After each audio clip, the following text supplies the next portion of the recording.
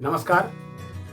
एक बार फिर स्वागत है आपका हमारे YouTube चैनल पर। मैं मुनमुन प्रसाद श्रीवास्तव आज फिर आपके सामने लेके आया हूँ एक खास विषय इतना खास है कि पूरी दुनिया इस पर चर्चा चाहती है। कोरोना वायरस की उत्पत्ति को लेकर सबके मन में ये सवाल है कि आखिर ये वायरस कहाँ से आया। क्या ये चीन के वुहान लैब में बनाया गया या ये प्राकृतिक है?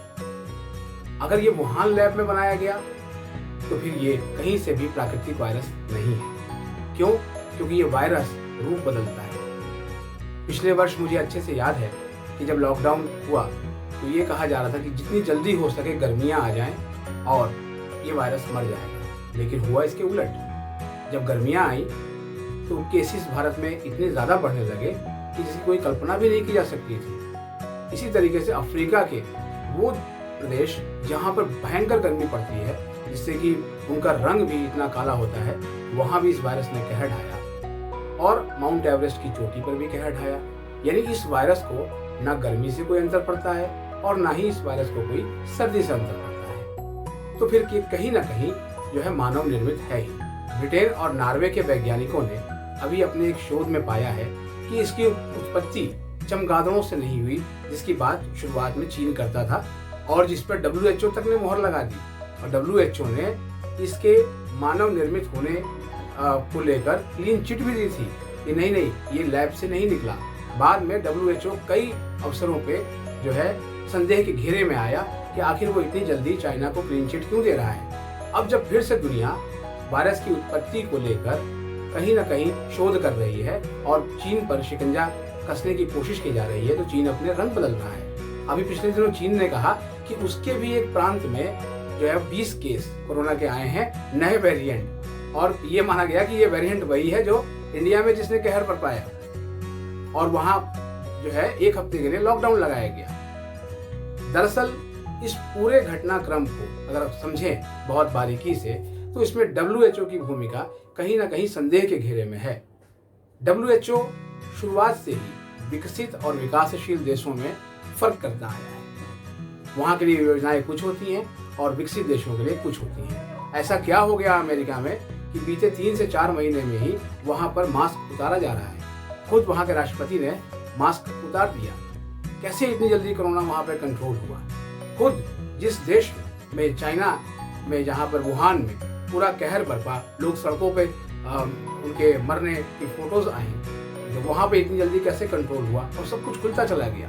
और भारत में जब सब कुछ कंट्रोल में था तो उसके बाद दूसरी लहर के नाम पर इतनी ज़्यादा कहर बरपी कि लोग त्राहिमाम कर उठे और WHO कह बैठा कि भारत में जितने लोगों के मरने का आंकड़ा बताया जा रहा है, वास्तव में मृत्यु इससे कहीं ज़्यादा हुई है। और WHO के ये कहने के कुछ दिन के बाद ही न्यूयॉर्क टाइम्स में ये खबर छपती है कि भारत में बताई गई मौत के आंकड़ों के कुल संख्या का 14 से 15 गुना ज़्यादा जो है वो मौतें हुई हैं।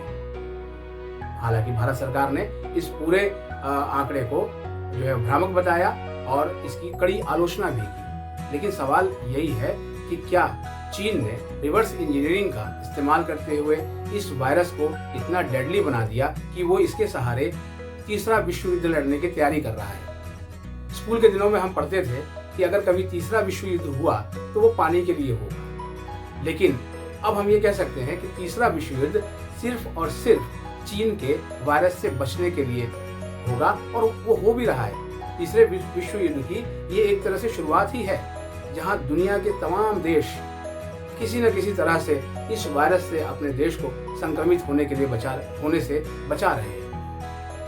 क्यों? तो क्या हम ये मान के चलें कि चीन और WHO की शह से अपने को इतना उसने ऊंचा कर लिया है कि वो अब इस युद्ध में बहुत आगे निकल गया है। एक फिल्म भी बनी थी जिसमें ऐसे ही एक वायरस की कल्पना की गई थी और तब उस फिल्म को देखकर जो है वो लगता था कि ये सब कल्पनाओं में है, लेकिन वही हकीकत होता हुआ दिख रहा है। पूरी दुनिया वायरस से लड़ रही है और चीन हंस रहा है। WHO की टीम एक बार फिर चाइना में जांच करने जा रही है, लेकिन स्थिति कहीं ना कहीं वही ढाक के तीन पात होगी, क्योंकि अमेरिका भी ये जानता है कि उसके पास कोरोना वायरस से जुड़े हुए कई सारे साक्ष्य मौजूद हैं, लेकिन आखिर वो दुनिया को क्यों नहीं बता रहा, ये भी अपने आप में सोचने का प्रश्न है। भारत जिसने शुरुआत में कोरोना पर इतनी विजय पाई और पूरी दुनिया को वैक्सीन दी, आखिर दूसरी लहर में वो इतना ज़्यादा प्रभावित कैसे हुआ कि यहाँ पर ऑक्सीजन, बेड, कंसंट्रेटर, मतलब ऐसी ज़रूरी चीज़ों के लिए जो है किल्लत हो गई कि केसेस इतने बढ़े कि 10 दिन के अंदर में पूरा भारत इतना ज़्यादा थर्रा गया। अगर ये महामारी है और ये महामारी प्राकृतिक है तो इसके अंत का कोई ना कोई एक निश्चित समय तो होगा ही, लेकिन अगर ये मानव निर्मित है तो फिर तो जाहिर है कि ये सिलसिला चलता ही रहेगा।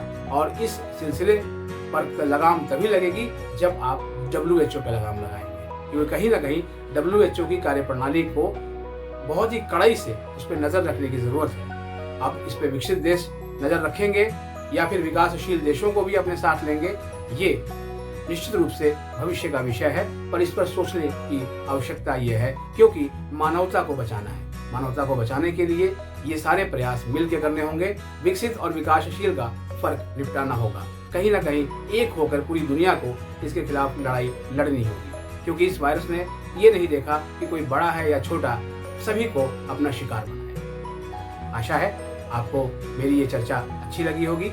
अपने दोस्तों को बताएं, अधिक से अधिक हमारे इस चैनल को शेयर करें और सब्सक्राइब करें। मिलते हैं फिर एक और नए विषय के साथ, तब तक के लिए नमस्कार।